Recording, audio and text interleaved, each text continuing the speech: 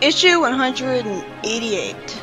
Sonic wakes up chained in a dark smelling place surrounded by his enemies and wonders how he got here.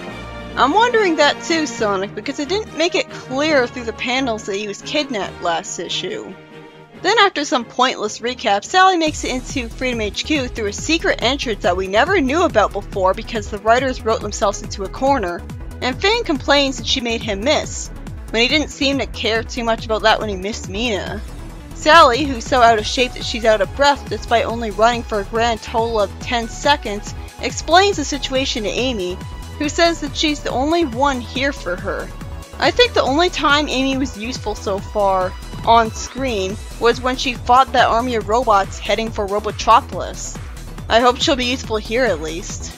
Finn complains that Sally made a miss 3 times in his career and gets snuck up on by Amy, who throws him into the mud. Sally tells Nicole to send whoever's available to Freedom HQ and rearrest Finn, putting everyone on alert because Sonic's been kidnapped. Nicole is told that there's no time to rally the others, and Amy and Sally go after Sonic and UFO. Sonic, who's still shackled up, is taunted by Coconut, Scratch, and Grounder, with Coconuts for some reason just assuming Sonic had forgotten about them with no proof. That's something that kind of interests me about these three, is that they have some kind of inferiority complex for being old model robots compared to new, shinier ones. He taunts them that he stomped them all when he was 8, and then Sleuth for some reason just admits that, shackled or not, Sonic could take them all out. Why would he compliment Sonic when he's a one-dimensional villain? He then asks where Moggle is so he could be paid, and Moggle tells him Coconuts tells him Moggle's busy. Then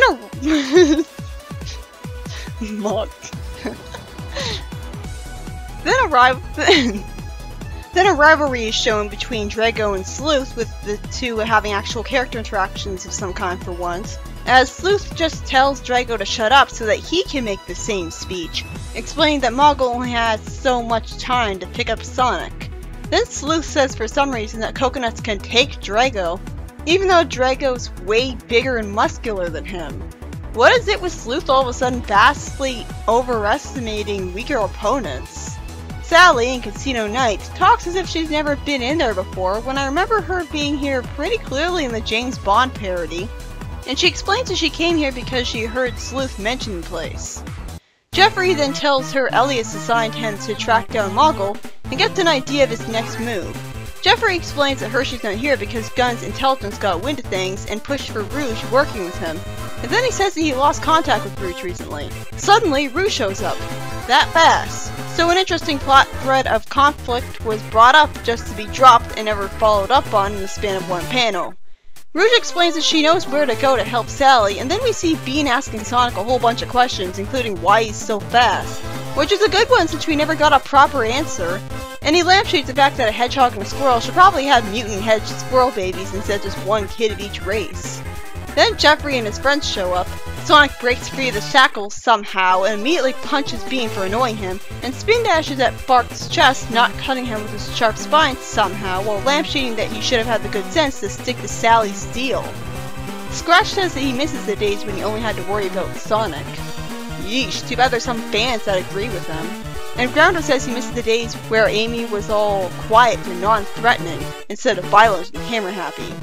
Rouge tells Sleuth that Moggle's already paid her, is asked if she's turning traitor, and she says, "Hardly, this is small scale, honey," and then starts to tell him what he needs to do. Is she manipulating him lying, or actually being serious? I can't tell with Rouge in this comic.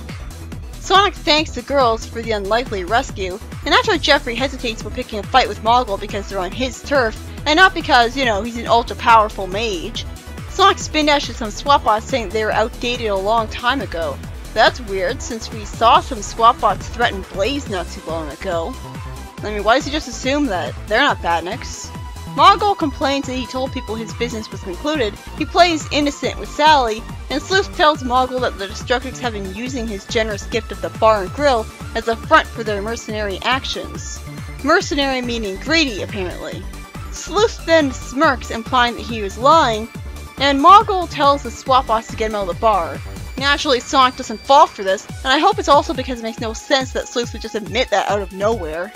Moggle keeps playing innocent, making me pretty annoyed with him just getting away with it, and even says he'll send the invoice for the repairs money to Elias.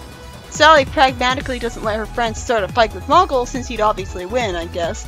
And when Drago asks Sleuth why he fessed up, implying he wasn't lying, Sleuth says that's all part of an act, and Rouge told him Muggle would pay them for Sonic's humiliation there. Jeffrey, of all people, reassures everyone that at least they got out safe and sound. I didn't think he was the positive type. Sonic cheerfully calls Jeffrey stinky, thanks Sally for the rescue. Bunny then calls up Sally, explaining that Fang got away, and then Sonic then says that today couldn't get any worse, being totally genre blind, jinxing it like that. And we cut to Fiona, cheerfully teasing, "Hey Brainiacs," and asking, "Have you gotten those stolen globe posts up and running yet?" Calling them stolen in a stilted way to give exposition about them to the audience, while we see a small TV monitor with a hole in it in the background. I like that her smirk is drawn more like a teasing big sister than a genuinely evil smirk that means harm. Maybe it's because she's talking to Miles, as he, and the rest of the evil twins for that matter, are finally in their most recognized unique designs. Well, the colors are off though. Miles says looking annoyed that they'll be on schedule and continues to look resentful as Fiona points out to him and Boomer that they don't want to keep him waiting. Miles raises his fist looking irritated, so I guess that was supposed to be like the finger? And then Fiona asks Alicia and Patch if they're ready to go too. Alicia resentfully complains, "More than you'd ever be." What does she mean by that? Is she implying she'd never be ready to go because she thinks Fiona's weak and incompetent?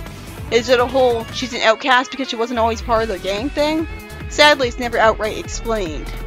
After Fiona gets irritated with her and Alicia shows she's more short-tempered than Sally by being willing to try and repeat her insult, Patch grabs her arm to get her to stop before she hurts herself, because the person who murdered Antoine's father cares about her well-being, apparently. He shows himself as the more level-headed, only sane man here, which is weird because the last time we saw Patch he was notably violent and short-tempered to a murderous extent, quite a contrast from here. He holds her back, saying, "My princess, no." Again, it should be my princess, with an E at the end of the princess, and since he calls her my, does this mean they're dating? A universe where Antoine and Sally did get together would be interesting, so I'm sure this won't ever be brought up again, because nothing's allowed to be interesting with the evil twins. Alicia reluctantly says they'll be ready when she is, and Scourge asks Fiona, calling her babe, how they're looking. The story ends with Fiona calling Scourge Your Majesty as he sits on the throne with a really weird looking gray, crown? It makes sense that he looks annoyed because just sitting on a throne with nothing to do must be boring as shit, especially for him. So wait, he's on a throne, but we just saw Miles in a room with a broken TV in it. So why was the TV broken if this was in Alicia's castle? A temper tantrum from one of the people in here? Not to mention it looks so tiny you'd think it was from decades ago. So is there going to be a backup story about how Scourge's experience taking over Alicia's castle was? No, of course not. Priorities? What's that? This issue is by Ian Flynn, and involved Sonic being rescued by Sally, Amy, and Jeffrey of all people, only for Muggles to completely get away with orchestrating his kidnapping. Because he's an annoying character and Rouge convinced Sleuth that he'd be paid for making sure of that. Why did she do that exactly? What would she have to gain from keeping Muggle out of trouble? Although I'm not sure what the heroes are even planning to do to him once he gets in trouble because he has the Chaos Emerald in him again, and he broke out of jail without it last time. So Rouge just arbitrarily looks like she had a villain moment for no reason other than to annoy the heroes pointlessly.